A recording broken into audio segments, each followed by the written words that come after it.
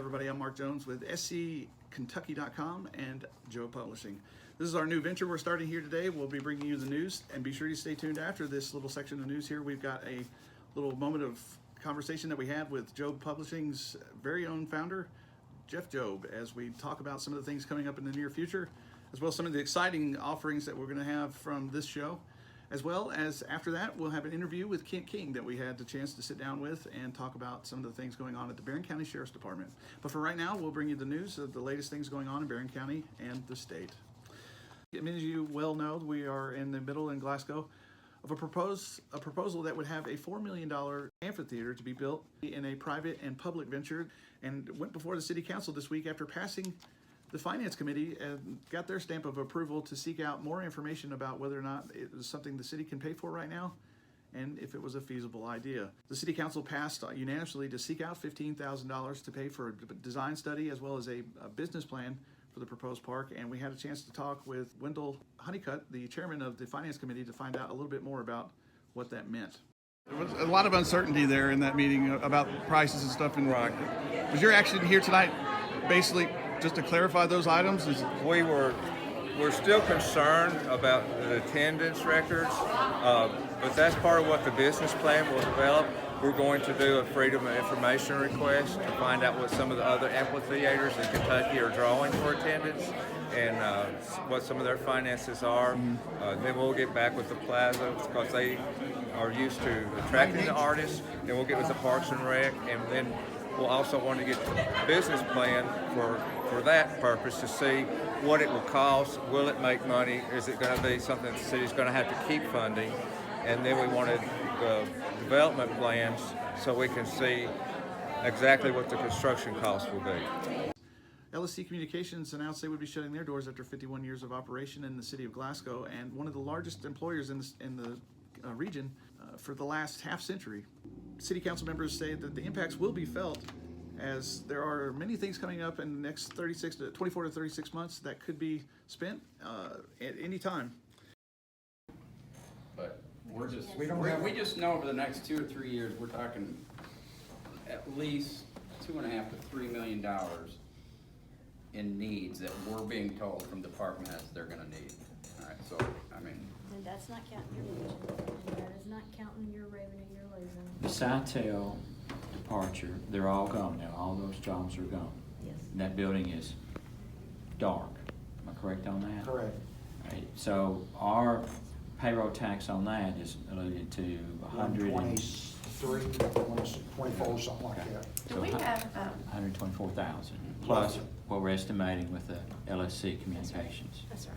So I've talked to two companies. over $500,000. yeah, we're all over 450,000. News coming here from the AP, the U.S. has declared a public health emergency over the novel coronavirus, as it's killed some 200 people and sickened nearly 10,000, including the 7th in the United States Friday. In addition, U.S. officials announced Friday that the travelers from China will be funneled through 7 major airports, and they will be screened for the virus. Those coming from the central China area where this is actually taking place in the outbreak will be quarantined for some 14 days. 213 people have died from the coronavirus. The U.S. State Department issued a red do not travel alert for Americans thinking about traveling to China, and the alert also urges Americans in China to consider departing. The number of confirmed cases in the United States is now 7. In interesting news, the distributors have announced that Corona has actually declined in sales in the last few weeks in the state of Kentucky, with people being confused that it has anything to do with Corona. It is not anything to do with Corona beer. It is a virus in human beings.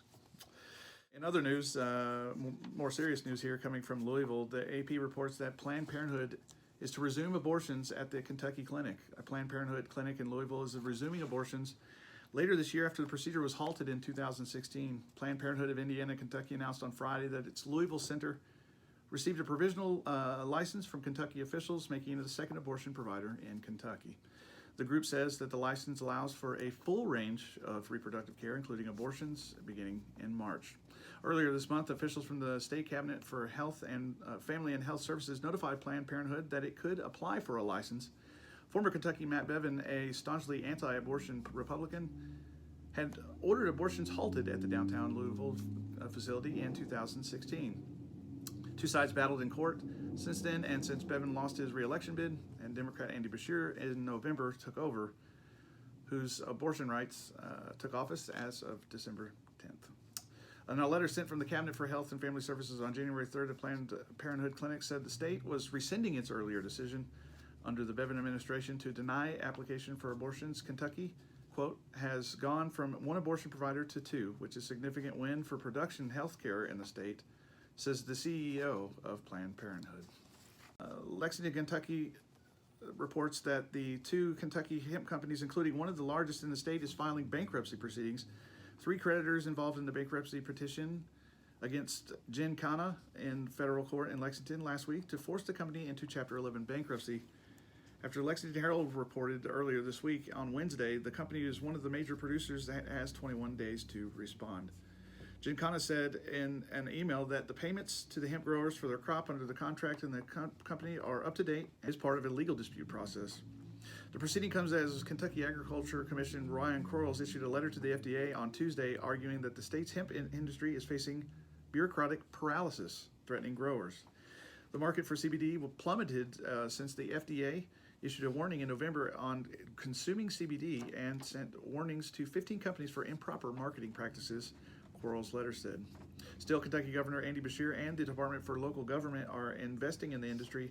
An announced $1 million grant was passed on Tuesday for a Mount Vernon company, and as you well know, here in Barren County, a local company in Cave City who is beginning their startup received a grant from TVA for some $100,000. In weather, as we got coming up with tonight, is pretty much some nasty showers going on outside. I took a peek outside and it was raining and cold.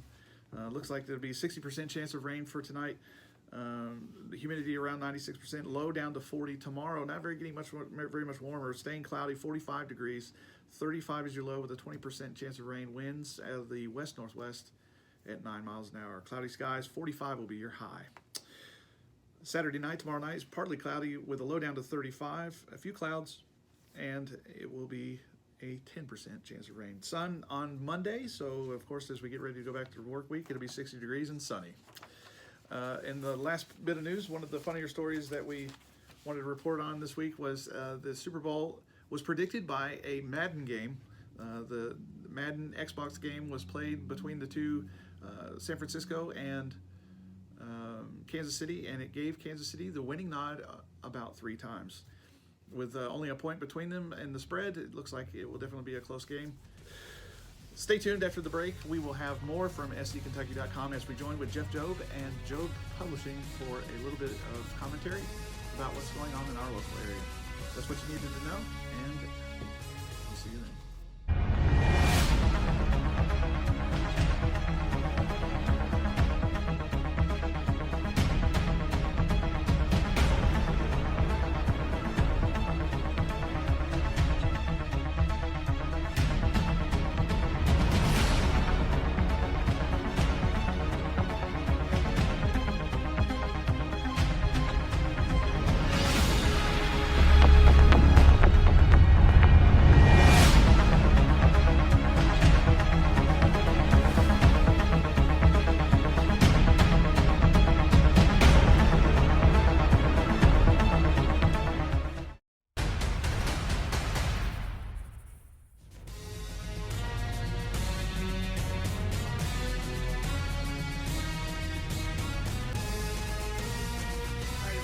Welcome to SCKY. This is a new venture with Job Publishing. I'm Mark Jones, and this is Jeff Job, the founder and CEO of Job Publishing. And we're here to talk a little bit today about some of the things that are going on in our community and some of the things that are going on right where you live. So, Thank you, Mark. First, let me talk a little bit about what we hope to do, Mark. We want to talk about the good things in our community. We're so proud, and so many times I've talked about and written about it before in our community newspapers that, you know, the bad news finds us. And I've mentioned before, heck, I could be sitting in church and my phone will ding, or I'll walk out to the car, or on the way out to the car, someone will tell me something that happened. Not necessarily bad, but something that's troubling that needs to be looked into. And that's what we do, not complaining about that. That's what a newspaper should do, and we take great pride in that. But what we want to be able to show is that we're going to go deep. We're going to go out. We're going to showcase our community. We're very proud to be Barren County, to be Glasgow, to be Metcalfe, to be Monroe, to be Hart County, Edmonson County, even Russell County and Butler County. So we're proud of the community communities we serve, and we're going to be taking this operation with SC Kentucky and what you do, and just to be able to showcase that. So this week we're going to talk about some good things, and you and I talked about this, Mark. Yeah, there's a lot of things going on in the community that we want to try to address. I mean, it's easy to go after the bad news, like you said. It is. And my wife always gives me that look. I've got the phone. She knows I've got something coming up. But those aren't necessarily always the news we want to talk about. There's a lot of good things going on in the community. What's going on in Barren County? What's the major events going on in this town right now that we in Glasgow and our area that you're focusing on for our news week next week? What we're going to do is, we're going to talk about law enforcement, and we think law enforcement is so important for our families and the safety. So we're going to talk about that for a couple of 3 weeks, and we're going to talk to the sheriff today, and you'll hear from Kent Keene himself. Yep. Then we're going to talk about the Darryl Butler.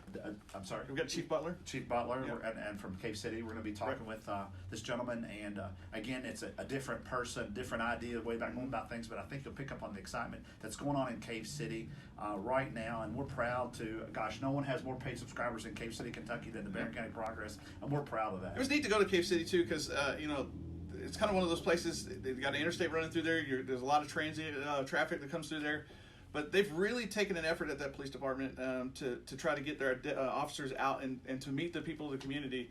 And that's something a common thread that I've heard from all of the police officers and sheriffs and chiefs that I talked to this week.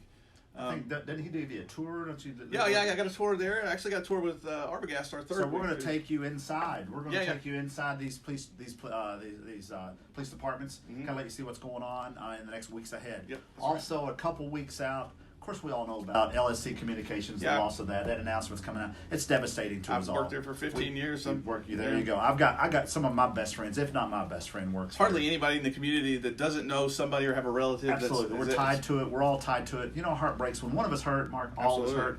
There's some sad things to go along with. However, we're going to take it and we're going to show that, the big green machine, I like that. Yep. It lives on. We're going to talk about the accomplishments that Donnelly has made out there. They set world trends right here in Glasgow, Kentucky. Yep. We're going to talk about that, and we're going to share with you that those people are still here, that the backbone of Donnelly is in our community, and they live on. And that last car will make its turn off of 68 and 80. But the best commodity it always had remains. And that's its people. The people that made the big green machine excel to what it became. And it's our people who will excel again at whatever comes our way.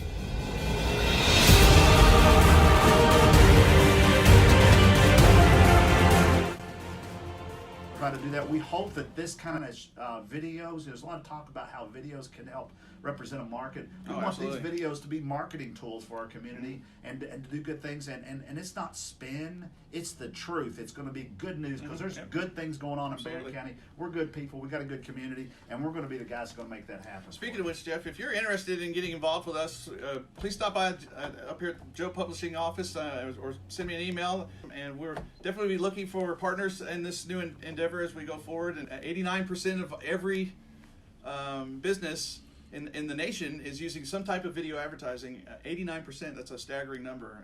And those numbers are projected to be through the roof. They said that actually the most traffic that will be on the internet, something like 90% of all the traffic on the internet in the next 2 years will be all from video consumption from YouTube and Facebook and We're here. We're not trying to talk our competitors into follow along, but pretty much that's the way it is. That's what it is. And pretty much when Joe Publishing jumps in the middle of something, it's because the time's right for us. Sure. We do our best to make it happen, and just get ready because it's going to happen. Yeah, because we got some cool things coming down the pike. We've actually featured this week our sheriff. We're very proud of that. And if you think about it, what's some of the things that are most important for us in our families and the community? I've raised my family here, my children. So they grew up here, and we love the communities, we love our schools. But what's some of the most important things? That's what we're going to be talking about this week. We're talking about safety. We're talking about the police force we have, our sheriff. We're talking about Kent Keene and his operation and what he's got going on. We're talking about how Kent Keene is a behind-the-scenes kind of sheriff. He's not one out there trying to get a bunch of publicity. He's not bringing press releases over to us and say, here, run this and hurt this guy that made a mistake, broadcast that. He's not doing that. Kent's out there trying to deter crime, and he's trying to be at the right place at the right time. And it feels really good, and I think you enjoyed the interview with him. It was great. I had a chance to talk to him. It was amazing to hear the statistics about how far they traveled during. He said that it was 52 miles from north to south in Barren County, and something like 3,500 miles a week Wow. that the deputies put on their vehicles. But what was interesting about Sheriff King was he's very quietly spoken. You know, he's not very outspoken person, but when he starts talking about his deputies and the things that he loves doing, it's always there. Yep, You can absolutely. just feel it. You can feel that Kent takes great pride. He's a veteran, you know, and he at a time when a lot of people could have taken that retirement and step aside, just enjoy life with his beautiful wife and family. Yep. He could have done that, but what Kent chose to do was to step up and run for the sheriff. He's gotten that position, and I think a lot of times in industries like this, and business like this, no news is good news. That's kind of what my granny used to say. Son. Yeah, right. If there's no news, that's good news, and there's been no bad news about this sheriff, about his department. Right. So we're feeling really excited about it. So we're going to turn it over to you and let you and Kent King take it away. I want to thank everybody for being here. One of the things we were excited about is that in the last quarter, just a couple videos we've done, we're very excited. 150,000 views. That's right. So this may not be the future of Joe Publishing, but it is definitely part of it, and that's why we're here today. We hope you enjoy it. Give us some feedback, guys. We want to know if you've got a good idea, a way to promote our community and our region. Let us know. We're going to be all in. You can just private message here on Facebook, Sure. and we'll get that message, and we look at our messages. Mark and I get those Oh, yeah. directly. So pretty much, it's us. We're doing this, Yeah. and we're going to be inviting Jennifer Moonsong and maybe some of the other editors and publishers of Joe Publishing, so that we can make it more inclusive later on and bring the whole region in. So we hope this is something that you enjoy.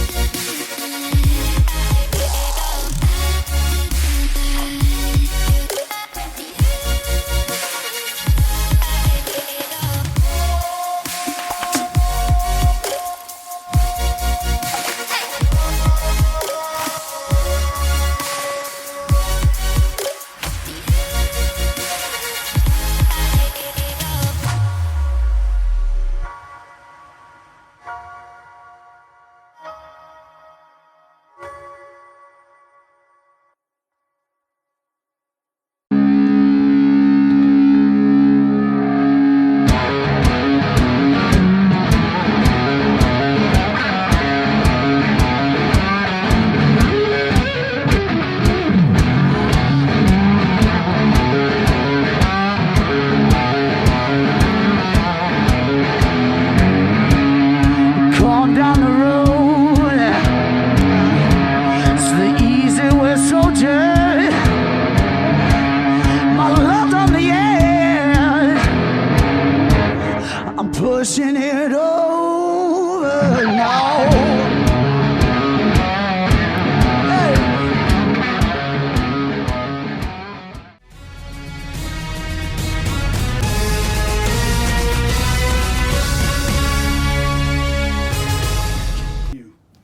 We're going to kick this series off. It's going to be airing every Friday with a special guest this week. We're going to be honoring our men and women who serve and protect. Welcome to the show. Thank you. Let's just start off with some questions. Tell me a little bit about you, about Kent. Some of the first things, a graduate of Eastern Kentucky University, started in Glasgow in '91, came with the Sheriff's Department in 2012, and then in August of 13 was appointed sheriff by then Judge Davy Greer, and ran for election 2 times, and I'm in my second term. So we're enjoying the job as sheriff, still learning a lot. The sheriff's office is quite intricate in many of the things as it does behind the scenes. As you know, we collect taxes. We do things that municipal law enforcement offices don't do. Inspect cars, for instance, or Got one of those for you to inspect soon. yeah, they're good. And we do a certain amount of paperwork that a lot of city police departments don't do. So it's very interesting. Well, I think it's an interesting point that you bring up. Just doing a little bit of research before I talk to you. In 2017 and 2018, it looked like that you guys had an increase in indictments, also an increase in calls at your department. However, your personnel level seems like it's been steady. Is that fair to say? You're right. It's exactly right. And I've used those figures in that conversation many times to address physical court because our call volume is not going down. And our number of personnel is somewhat static. Now, we've been able, through the blessing of the school system, to add some school people. But this year, the 20-year, or excuse me, we just finished 19, we will be in excess of about 10,500 calls for service. Wow. And generally, most of that is coming out of 10 deputies, because the rest of the group is either detectives or school resource officers or things of that nature. So you're right on track with what you're talking about, and we have plans and hope that we can see to add more deputies in future to have more services and cut our response time down. Interesting that you bring that up. You know, my wife and I were driving across the county the other day. You know, it can really take almost an hour to drive from one end of the county to the other. Yes, sir. So your officers or deputies are covering a large swath of area. Do you have any statistics about those things? You know, the amount of miles your guys are driving a year? And Little schematic, so to speak. Barren County has 619 miles of roadway, covering about 498 square miles. We're 52 miles from tip to tip. If you go to the northernmost region to the southernmost region, it's about 52 miles. And as you know, through driving around, it's not straight road. right. So it takes a while. Our deputies average about 3,500 miles a month. Wow. Because those calls, as you've already outlined, Looks like we're getting one here. Just it sounds like an ambulance, Yep, but I'm not ambulance. sure. Yep, that's an ambulance. Yep. It looks like that. So you guys are busy. Yes, sir. Yeah, and I noticed on your website you're open 7 days a week. As a sheriff's office in the law enforcement side, we're a 24-hour service. 24 hours. And as you know, if you've dealt with some sheriff's offices across the state, there's many in the eastern part of the state that they may close at 10 p.m. and they don't take calls. Kentucky State Police take care of that. But we're a 24-hour responding sheriff's office, yes. The guys and gals that you've got working for you, what makes you the most proud about them? Well, several things. A majority of my personnel are a little older than the average of police officers. They generally have experience from other agencies. So they're a little bit more settled, a little bit more negotiable on scenes. They all live here. They all probably have family here. They know people here. Why So does that make a difference, being a resident? Well, I think it just gives you a restored sense of understanding the people that live here, having the values of where you grew up. Sure. So they really enjoy their job, and we try to do a good job. Obviously, in law enforcement, you can't please everyone. Sure. So, you know, there's some tough times there. Well, I think you brought up an interesting point. Is nationwide there seems to be a lot of, so I say, animosity between the public and police officers. Have you experienced that here in Barren County, or is it somewhat of a different atmosphere here? It is a little different. I have experienced it. Obviously, as I said earlier, we get some folks that may not agree with the outcome of their situation. And many times it's just a lack of understanding. Obviously, we've got to abide by the courts and the laws and what the Kentucky Revised Statute gives our guidelines. So that sometimes basically leads to some people's interpretation. Sure. Ultimately, it's a judge's decision. Yeah. The thing that's on everybody's lips when you ask what do the police need to focus on, what do the sheriffs need to focus on in our county? Crystal methamphetamine has really inundated the system, and not just in Barren County, it's all over the state. Versus the old bottle dope, as we call I was it. going to say, I didn't mean to interrupt you, but I read that you said it's changed. Yep. It has. Thankfully, I hope we don't see the opioid intervention as much as some of the other counties in the state. We hope we don't. And we work hard to try to combat that as much as we can by personnel and time and information and things we have. It's like with anything else, you know, if we had more deputies, we could probably work more cases. That's my next question: is what's the fix? How do we? I mean, if you had a perfect world and you could zap it and do what you thought needed to be done, what would that thing be? Well, obviously, we'd like to eliminate that. Yeah. I don't know if that's a possibility. With it's like anything else, it's supply and demand. Sure. There's always people out there that want to travel that pathway. Right. So therefore, it's very difficult to deal with it. And law enforcement obviously is at the front portion of dealing with that. However, as long as they want to participate in that action, Sure. there'll always be the desire for that, and law enforcement will always be there to try to inhibit it or stop it. And the more personnel you put towards that, obviously, the more you can put a dent in, so to speak. Well, what's one call that really sticks out in your mind is like, what? Years ago, went to a burglary where it was in a close section of housing where the lady reported that she had some items missing from her home and went there to investigate it. And one of the things that was taken from the house was a rather large basket, and the burglar or the perpetrator put some things in this basket and carried the things out of the house. Well, unknowing to him, the basket was a sewing basket, and there was a spool of thread in the basket, and it hung in the doorway, and we traced the thread to the next door neighbor, and we knocked on the door, and there was the basket with the things. So I thought that was kind of funny. Yeah. It's like world's dumbest criminals sort of thing. Yeah. Bad luck on your part. Yeah, You no doubt. left a thread over the doorway. Say is thank you for what you do.